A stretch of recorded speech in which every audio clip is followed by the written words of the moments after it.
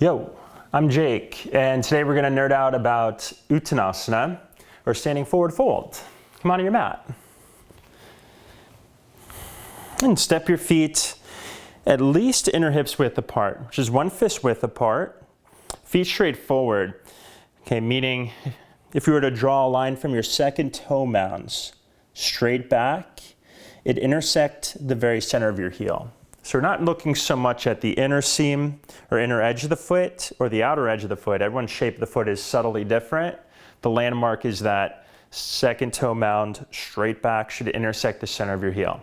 One of the Broga guys, shout out to Ben McBrien, he got a tattoo there to remind him. So you can always get a tattoo to remind you of that alignment. Okay, you're gonna bow forward, touch the floor in front of you, bend your knees enough to touch every time. Bend your knees enough to clear your back every time.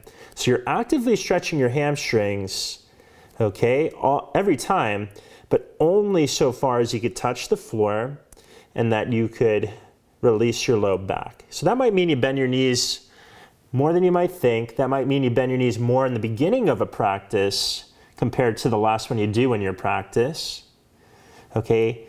And now I like to stand with the feet at least inner hips width apart, because what's commonly taught is feet together. And the reason I don't like this one is most folks aren't flexible enough to bow forward with your feet together without creating a little extra strain on your low back. Okay, most folks tend to round when they go here in the low back. Okay, and if they're forcing their legs straight, it's a double whammy too there.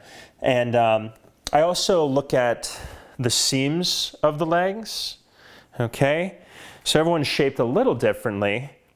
But when you bring your feet together for, I would say most folks that I've taught throughout the course of 14 years, and myself included, when I bring my feet together, the angle from my outer hip down through my outer ankle is a diagonal. So there's a slight bow there.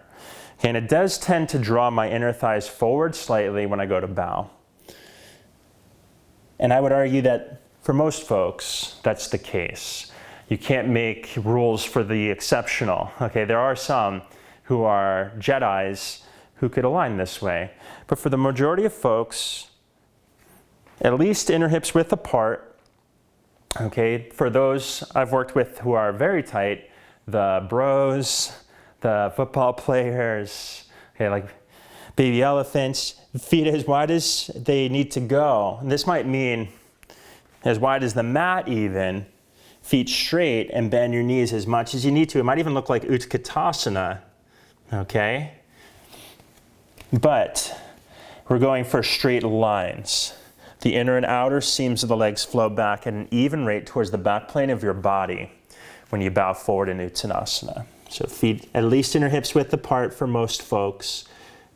And in the beginning of a practice, I'll even go outer hips width if I happen to be tighter, if it's a morning practice. Okay.